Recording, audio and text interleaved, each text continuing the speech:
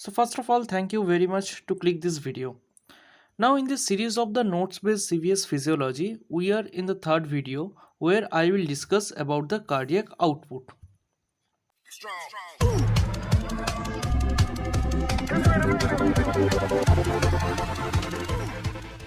So here I am Mojammel Haq, a second year student from West Bengal. So kindly hit the like button for my all effort to make this video.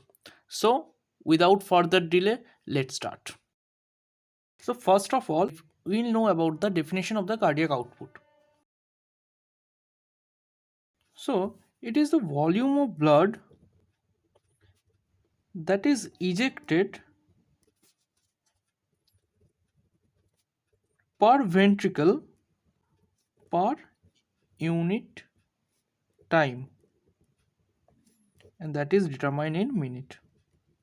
So it is the volume of blood that is ejected per ventricle per minute. So from this definition we can say cardiac output is equal to left ventricular output, and which is equal to right ventricular output. But there is a little difference between the output of left ventricle and right ventricle, and this difference is marked as left ventricular output is 1 to 2% more than the right ventricular output. So basically the question arises why this left ventricular output is slightly more than the right ventricular output. So what happened? There is a term known as physiological shunting.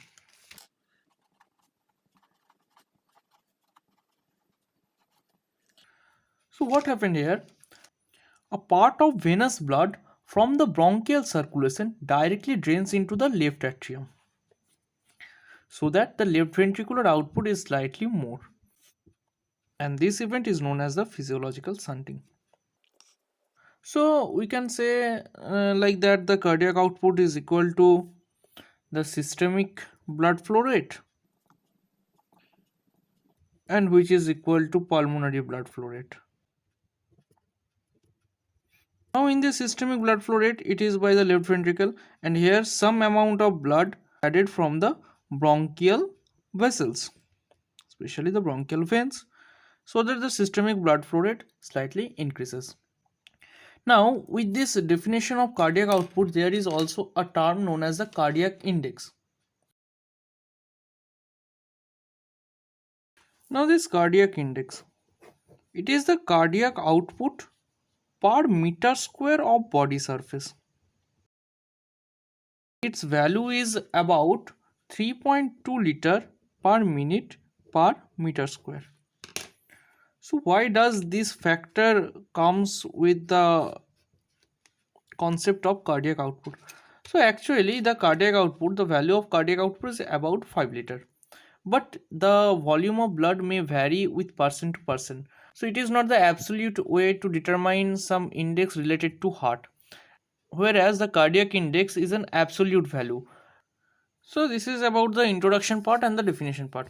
Now let's move to the next topic, that is the factors that increases the cardiac output. So first, the factor is exercise, for which the cardiac output may increase up to 4 to 5 times. Next is anxiety and excitement, and this cause increase of cardiac output about 2 times. Cardiac output may be increased during eating, in pregnancy, with changing of posture, and of course with some pathological condition like hyperthyroidism, like disease beriberi, where the vasodilation occur. Now again the factors that causes decrease of cardiac output. So these are the posture. With postural change the cardiac output varies. Like if we describe this, a person is on lying posture, and from lying the person stands. So during standing, due to the gravitational pull, the blood will be pulled downwards from the body.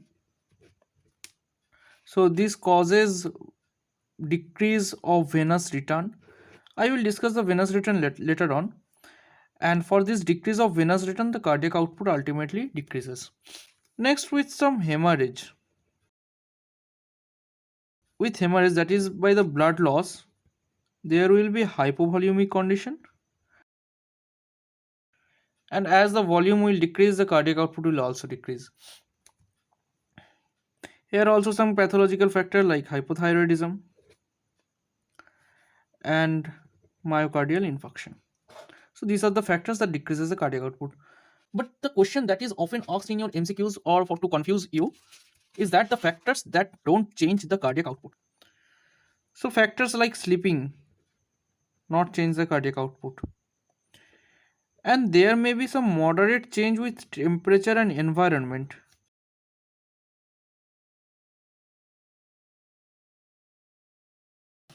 Now we will move to the regulation of the cardiac output. So this is the most important part, and maximum questions are asked from this part. Now what we have already learned that the cardiac output is equals to heart rate and stroke volume. So basically the cardiac output will be dependent upon the heart rate and the stroke volume. There may be one thought that if as the cardiac output varies with heart rate, as we have learned that the cardiac output is equal to heart rate into stroke volume, so you may think that with increase of heart rate there will be increase of cardiac output. Yes, that's true, but it is up to a limiting factor, because if the heart rate goes above 180 to 200 beats per minute, there will be again fall of cardiac output. So if we draw a curve regarding the heart rate and cardiac output, it will show something like that. With increase of heart rate, cardiac output will also increase, but up to a certain limit, and after that there will be a plateau phase and then the fall, and this plateau appears almost about 150 to 200 heart rates, and beyond this there will be fall of the cardiac output. To correlate the effect of autonomic nervous system over the cardiac output, you can refer to the first video of this notes based CVS physiology, where I have already told the effect of parasympathetic and sympathetic nervous system over the heart rate, and depending upon that concept, it is also clear that with increase of sympathetic outflow there will be increase of cardiac output, and with parasympathetic outflow there will be decrease of the cardiac output. So that's all about the heart rate. Now come to the stroke volume. Volume is dependent upon three factors. One is the preload, next is the afterload, and the third one is the inotropic state. Now this preload is the blood that is present at the end of the diastole. So it is actually the end diastolic volume. So what happened? The volume of blood that remains at the end of the diastole will stretch the ventricular muscle, and as much the muscle is stretched, the contractile force is enhanced, which is known as the Frank-Starling law. It is clear that the heart will act according to the Frank-Starling law. So this preload is again dependent upon venous return, myocardial compliance, and thirdly intrapericardial pressure. Now this venous return is again dependent upon some factor like the blood volume. If there is high blood volume, there will be increased venous return. Like posture, if a person stands from a lying posture, due to the gravitational pull, the blood will be pulled downwards, and due to this there will be decrease of the venous return. Next is the sympathetic activity. With increase of the sympathetic activity, there will be contraction of the vessels, which will increase the venous return.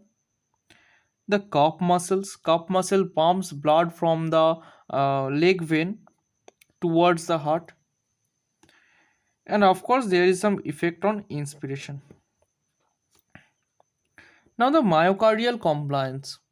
So this myocardial compliance is dependent on the end diastolic volume. like that there is enough end-diastolic volume, but the heart muscle cannot be stretched. So the Frank-Starling law cannot be applied in this case. So this type of myocardial incompliance can be occur in fibrosis of pericardium. Last is the intrapericardial pressure. There must be an intrapericardial pressure which will facilitate the cardiac output, and this pressure will diminish in case of the pericardial effusion, where the fluid accumulates in the pericardial space. Next factor is the afterload. Afterload is the resistance of the peripheral blood vessels. So as the afterload will be increases, there will be decrease of the cardiac output. And next is the inotropic state. This inotropic state again divided into some positive inotropic factor and negative inotropic factor. This positive inotropic factor like the sympathetic activity, like digitalis. Okay, I will write it over here. The positive inotropic factor like the digitalis, the sympathetic activity, parasympathetic inhibition, theophylline, glucagon, and so on. And negative inotropic factor which inhibits the cardiac contraction like sympathetic inactivation, parasympathetic activation, calcium channel blocker, beta blocker, and lots more factor. Now another applied portion, that is the dependence of venous return on inspiration, that is often asked in your questions as a theory paper or in your viva examination. We can discuss it along the right side and the left side. So with deep inspiration, pleural pressure becomes more negative. So this negative pleural pressure will create a suction pressure over the right side of the heart. So that will increases the venous return, and as the venous return increases, there will be increase of the right ventricular output. Now on the left side, with deep inspiration, as previously, pleural pressure will be more negative, but this causes expansion of the pulmonary vein. Now this expansion of the pulmonary vein will reduce the flow of blood to left ventricle, so that there will be left ventricular output decrement.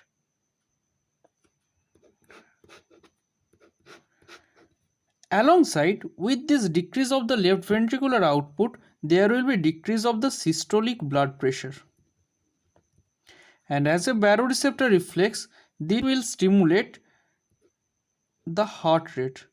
And with increase of heart rate, there will be tachycardia. And this question is also asked, why there is tachycardia with deep inspiration, and you have to discuss just this flowchart for the full marks. So if you were still up to this video, kindly hit the like button and subscribe this channel. And also do comment in the comment section about how much helpful this video was for you. So this is all about the must-know concept from this cardiac output chapter. Now I will discuss some more concepts which will help you to get good marks, and you can also achieve distinction or gold medal in physiology. Now first is the measurement of the cardiac output. So first is here is by Fick's principle. So what does this Fick's principle states? So it states that the substrate extracted is equals to the arteriovenous concentration different into blood flow. What does this means? This means amount of substrate extracted by a part of the circulation or the whole body is equals to the arteriovenous concentration different of that substance into the flow of the blood. This is the Fick's principle, and we can use this principle to measure the cardiac output. So how this can be done? So firstly, in this aspect, the substrate extracted, we will consider oxygen for the substrate. The arterial concentration of oxygen is almost equal in all the arteries of our body. So we can take any of the artery like femoral artery, brachial artery, take the blood and measure the oxygen concentration of the arterial blood. So let us assume that the arterial concentration becomes 19 ml per 100 ml of blood. Fine. Now for venous concentration, it varies organ to organ. So it's hard to get a standard venous oxygen concentration. So we will take it from the pulmonary artery. Now taking blood from the pulmonary artery is a little hard, and we have to use the pulmonary catheter for this. Now collecting the pulmonary blood, pulmonary arterial blood, let us assume its concentration of oxygen is 14 ml per 100 ml of blood. Fine. Now how we can determine the amount of oxygen extracted? So this is basically the consumption of the oxygen. We can determine it basically from the Douglas bag. So from Douglas bag, let us assume that our result of oxygen consumption becomes 250 ml per minute. If we try to estimate this blood flow using oxygen as substrate, we will get the substrate extracted, that is the 250 ml per minute, by arteriovenous concentration different. So this is 19 minus 14, and the unit will be in ml. Okay, sorry, the concentration difference is per 100 ml, and the blood flow is at per ml value, so there must be a 100 factor over there. So after calculating it, we will get a result of 500 ml per minute. So this is basically our cardiac output value. So this is determined from the Fick's principle.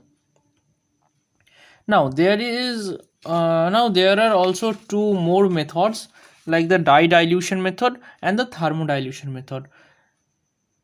Now in case of the dye dilution, there is used dye is Evans blue. So what is done here? In at any peripheral vein, this Evans blue is pushed, and after some time we draws consequent bloods from a artery. If we draw the curve with time and concentration of the dye, we will get with initial as the initial time goes, there will be increase of the dye concentration and the arterial blood, but after some time it will reaches to the peak and there will be decline of the concentration of the dye, and after some time there will be again increase of the dye concentration. Now what is the concept behind it? We have pushed dye in the venous end, so this dye will travel to the heart, and from heart it will again goes down through the artery, and we again pull the arterial blood and measure the concentration of the dye. Now the last method is the thermodilution method. These methods are actually not needed for the UG level, and just some points which you have to remember, that this in case of this thermodilution technique, the cold saline is used, which is non-toxic, and there is no chance of recirculation. What happened in case of the dye dilution method? Now we will move to the next concept of the relationship between the central venous pressure and the cardiac output. So what is this central venous pressure? So it is the pressure of the right atrium. Now how this pressure of right atrium and cardiac output is related? Now if we consider the Frank-Starling law, The blood that is present over this side of the heart, that is the right side of the heart, will stretch the myocardium, and that will increase the cardiac output as per Frank-Starling law. So with increase of the central venous pressure, there will be increase of the cardiac output. So if we draw the curve, it will be something like that. Let us assume in this side it is CVP, central venous pressure. This side it is cardiac output, and the curve will be like that. With increase of central venous pressure, there will be increase of the cardiac output. So this we can get from the cardiac function. Now think like that, if there will increase of the cardiac output, that is blood will be ejected from this side. So if there is increase of the cardiac output from the left ventricle, there must be shift of the blood from right side to the left side through the pulmonary circulation. As the blood will shift from this right side of the heart or from the right atrium to the left ventricle, there will be fall of the pressure, fall of the central venous pressure. So with increase of the cardiac output by any such reason, there will be again decrease of the central venous pressure. So we can draw this condition like that way. With increase of the cardiac output, there will be decrease of the central venous pressure, and this curve will appear something like that. So these two curves will intersect at a point. This point is the point of equilibrium. This is very important, as if there is any changes of cardiac output or in central venous pressure, body homeostasis ultimately shifted to this equilibrium point. For example, if we consider there is increase of the central venous pressure, so it will shift to this side, and there will be increase of the cardiac output. Now with increase of this cardiac output, the blood from the right side of the heart will shifted to the left side, and again there will be fall of the central venous pressure in multiple steps, and it will achieve to the equilibrium point again. So this is the relationship between the cardiac output and the central venous pressure. Regarding this concept, we can divide the regulators of cardiac output into two categories. One is the homometric regulator and another is the heterometric regulator.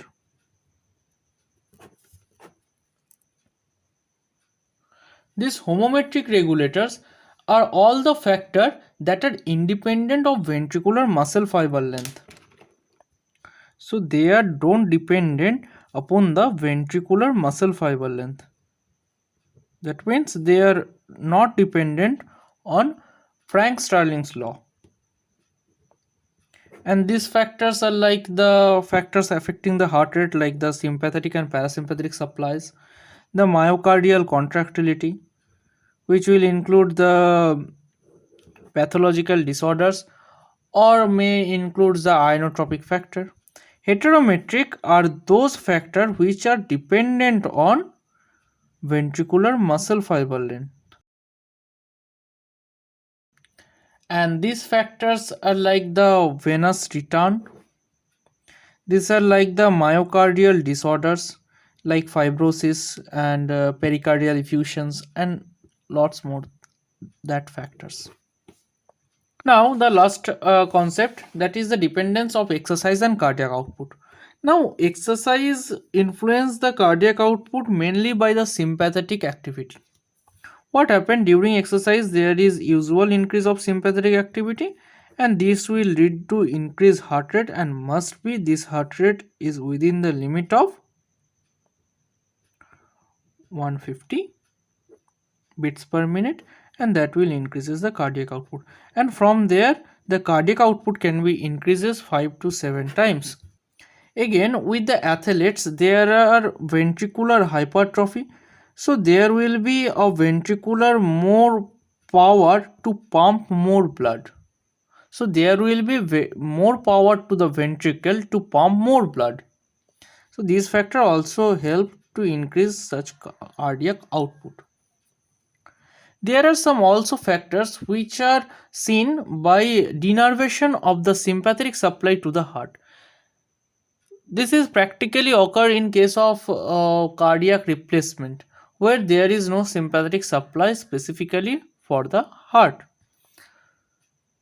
But in that case also during exercise there is increase of heart rate about 3 to 4 times.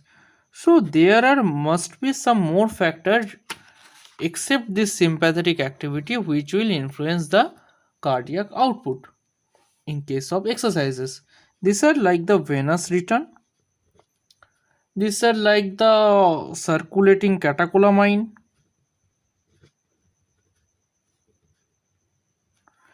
and vasodilation in skeletal muscles. So how they influence? The venous return, with increase of venous return during exercise will increase the preload. According to Frank Starling law, there will be increase of the cardiac output. In case of exercise, due to the stress response, there will be increase of circulating catecholamines. These circulating catecholamines will causes vasoconstriction, which will leads again to the venous return. Also, there will be increase of the cardiac contractility directly affecting by the circulating catecholamines. This will ultimately lead to increase of the cardiac output. Again, the vasodilation and the skeletal muscles will lead to decrease the afterload, that is a peripheral resistance. So this will also increase the cardiac output. So this is all about the cardiac output and including all the must know and nice to know topics. So kindly subscribe our channel and be with us. We will share all about med school in this channel.